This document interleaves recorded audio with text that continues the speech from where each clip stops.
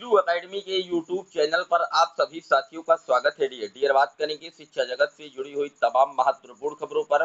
Police भर्ती परीक्षा पर आज एग्जाम होना तय हो चुका है।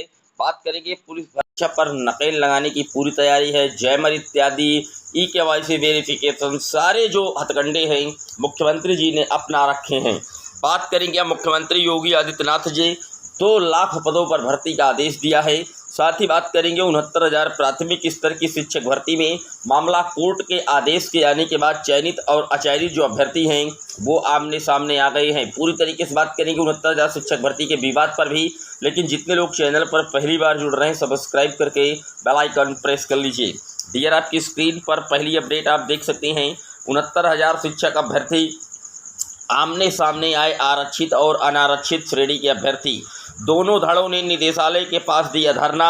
दिन भर बना रहा तनाव, पुलिस बनी दीवार। 69,000 शिक्षक भर्ती को लेकर के इलाहाबाद हाईकोर्ट के हालिया आदेश के बाद पक्ष और विपक्ष का विरोध प्रदर्शन व्यापक रूप ले रहा है।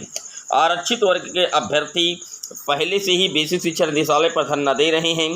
बृहस्पतिवार को चयनित अनारक्षित श्रेणी के अभ्यर्थियों ने भी यहां पर धरना देने पहुंच गए।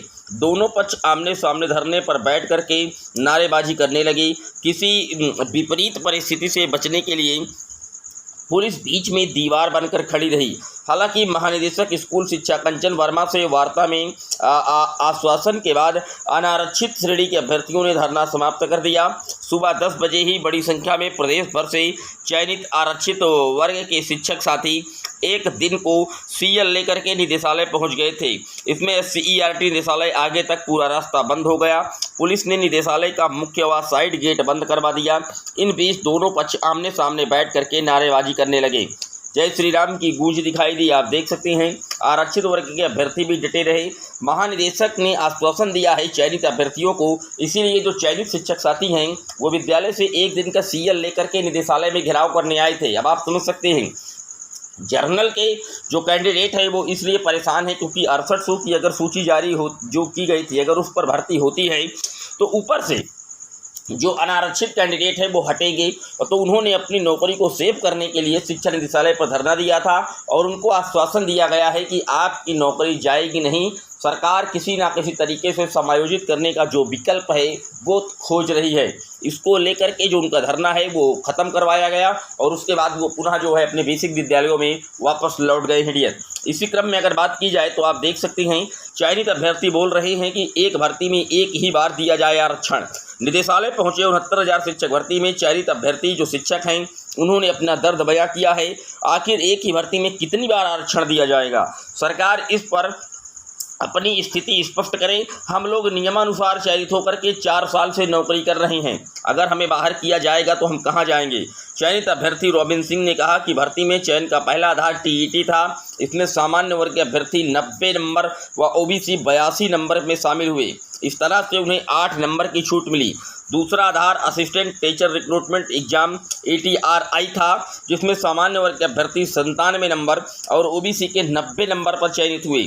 यहाँ भी उन्हें 7 नंबर की छूट मिली। अंतिम चयन में भी ओबीसी वर्ग के अभ्यर्थियों को आरक्षण दिया गया। वे अपने मूल पदों के साथ अनारक्षित श्रेणी में भी 12,000 से ज़्यादा चयनित हुए, जबकि पूर्व में ही ये कह दिया गया था कि एक भर्ती में एक ही बार आरक्षण का लाभ दिया जाना चाहिए। ऐसे में आरक्षण का लाभ 2 बार न दिया जाए, वह सरकार को पुरानी सूची की रक्षा करनी चाहिए। तो आप देख सकते हैं वहीं पर अगर बात की जाए आरक्षित वर्ग की तो सुप्रीम कोर्ट पहुंचे हैं आरक्षित वर्ग के अभ्यर्थी। यहां पर आप देख सकते हैं इलाहाबाद हाईकोर्ट के नए सिरे से सूची बनाने के आदेश के बाद सामान्य वर्ग के अभ्यर्थी सुप्रीम कोर्ट जाने की तैयारी में हैं। इस बीच बृहस्पतिवार को आरक्षित वर्ग के अभ्यर्थियों ने सुप्रीम कोर्ट में कैविएट दाखिल की है।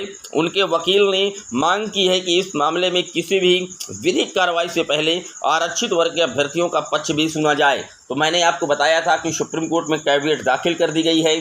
जो आरक्षित वर्ग के अभ्यर्थी हैं वो सुप्रीम कोर्ट का जो कैविएट है वहां पर दायर करने के लिए पहुंच चुके हैं और अपनी जो कैविएट है वो रख दिए हैं।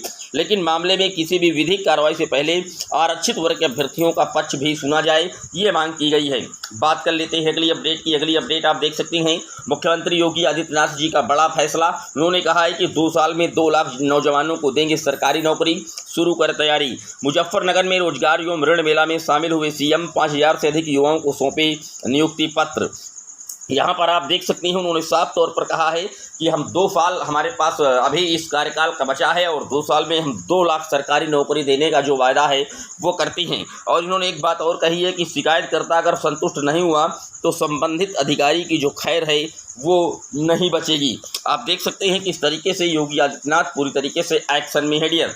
बात कर लेते हैं अगली अपडेट की। अगली अपडेट आप देख सकते हैं, देश का सबसे बड़ा इम्तिहान 60,244 पदों के लिए सिपाही भर्ती परीक्षा आज से शुरू कर दी गई है।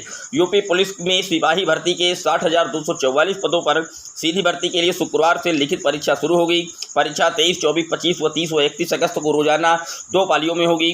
पहली पाली 10 से 12 बजे व दूसरी पाली 3 से 5 बजे तक होगी। 9.5 लाख अभ्यर्थी हर दिन परीक्षा देंगे। KYC और बायोमेट्रिक सत्यापन के बिना किसी भी अभ्यर्थी को परीक्षा केंद्र में प्रवेश नहीं दिया जाएगा।